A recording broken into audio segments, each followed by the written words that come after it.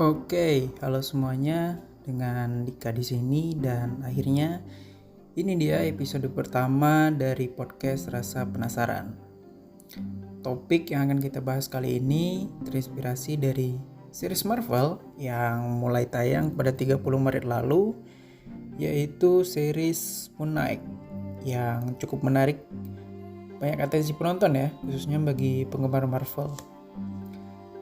Nah, dari series ini tersebut bulan itu menjadi salah satu elemen penting yang menjadi dasar dalam series ini. Hal ini membuat saya akhirnya tertarik dan memunculkan rasa penasaran tentang bulan itu sendiri. Mungkin dari kalian ada yang sudah tahu kapan dan bagaimana bulan itu terbentuk dan mulai menjadi satelit alami dari planet bumi. Untuk saya sendiri, saya belum tahu. Oleh karena itu, saya akan mencoba mencari sumber dari berbagai artikel yang ada di internet untuk saya rangkum dalam podcast ini. Oke, yang pertama ini dari laman sssurvey.nasa.gov. Ilmuwan NASA Jennifer Holtman menjelaskan teori paling populer tentang bagaimana tata surya dan bumi terbentuk. Bulan itu menurut Jennifer terbentuk kira-kira 4,5 miliar tahun yang lalu, sekitar 30 sampai 50 juta tahun setelah tata surya berasal gitu. Nah, dari puing-puing yang ada di orbit itu mengalami tabrakan besar antara protobumi atau planet bumi awal yang lebih kecil dan planetoid lain seukuran Mars lah. Awalnya bulan berputar lebih cepat, tapi karena tidak bulat sempurna dan sedikit menonjol di ekuatornya, orbitnya melambat dan akhirnya terkunci secara pasang surut atau menjaga tampilan yang sama ke arah bumi. Menurut Jennifer juga, bumi akan menjadi tempat yang sangat berbeda jika bulan tidak ada. Bumi tidak hanya memperlambat rotasi bulan, tapi bulan juga memperlambat laju rotasi bumi. Sejak bulan terbentuk, bumi telah memperlambat rotasinya karena gesekan pasang surut yang disebabkan oleh bulan. Dan sebagai reaksi terhadap pertukaran energi ini, bulan telah bergerak lebih jauh dari bumi. Faktanya, pada saat pembentukan bulan, bumi berputar jauh lebih cepat daripada sekarang. Suatu hari di awal bumi hanya beberapa jam lamanya, tetapi bulan yang kecil dalam kaitannya dengan bumi akan membutuhkan lebih dari 2 kali usia tata surya untuk memperlambat laju putaran bumi ke laju orbit bulan. Oke, kesimpulannya menurut Jennifer Holtman, bulan ini terbentuk 4,5 miliar tahun yang lalu ya, berasal dari tabrakan protobumi atau bumi awal dengan planet lain yang ya mungkin lebih kecil lah. Next, ini ada dari laman space.com. Jadi ternyata para ilmuwan di dunia juga itu belum fix ya menetapkan teori mana nih yang sebenarnya merupakan tentang bagaimana bulan terbentuk. Tetapi di sini telah dirangkum 3 teori yang banyak dipercaya kalangan ilmuwan. Yang pertama itu teori Giant Impact Hypothesis. Teori yang berlaku didukung oleh komunitas ilmiah. Hipotesis dampak raksasa menunjukkan bahwa bulan terbentuk ketika sebuah benda menabrak bumi awal. Ya, dari teori ini sih hampir sama ya sama yang dikemukakan oleh Jennifer di awal tadi.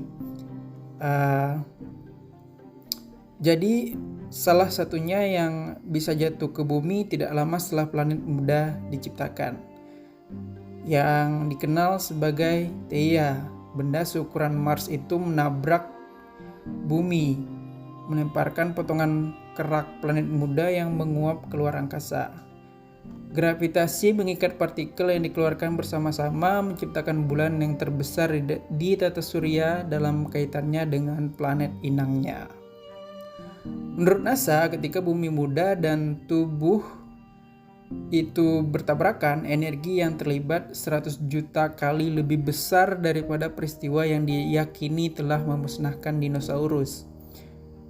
Meskipun ini adalah teori paling populer, itu bukan tanpa tantangan. Sebagian besar model menyarankan bahwa lebih dari 60% bulan harus terdiri dari bahan dari Theia, tapi sampel batu dari misi Apollo menunjukkan sebaliknya.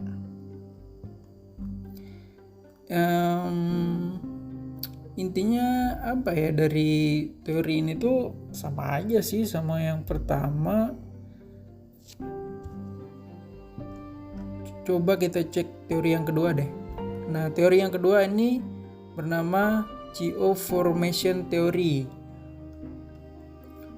Bulan juga bisa terbentuk bersamaan dengan planet induknya. Di bawah penjelasan seperti itu, gravitasi akan menyebabkan materi di tata surya awal untuk menarik bersama pada saat yang sama sebagai partikel terikat gravitasi bersama-sama untuk membentuk bumi. Oh, jadi perbedaan teori pertama dan teori kedua ini, yang pertama tadi yang Giant Impact Hypothesis, itu bulan itu terbentuk setelah bumi itu ada. Jadi kalau yang teori kedua, bulan dan bumi itu terbentuknya bareng.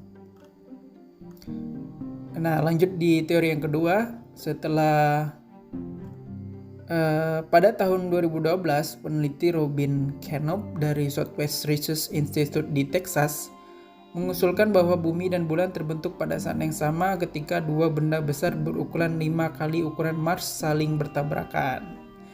Setelah bertabrakan, dua benda ini yang berukuran serupa kemudian membentuk bumi awal yang dikelilingi oleh piringan material yang bergabung membentuk bulan. Kata NASA, tabrakan ulang dan penggabungan berikutnya meninggalkan dua tubuh dengan komposisi kimia serupa yang terlihat hari ini. Oke, nextnya ada teori ketiga yang bernama Capture Theory. Menurut teori capture ini, mungkin gravitasi bumi menahan benda yang lewat, seperti yang terjadi dengan bulan-bulan lain di tata surya, seperti bulan-bulan Mars di Phobos dan Deimos.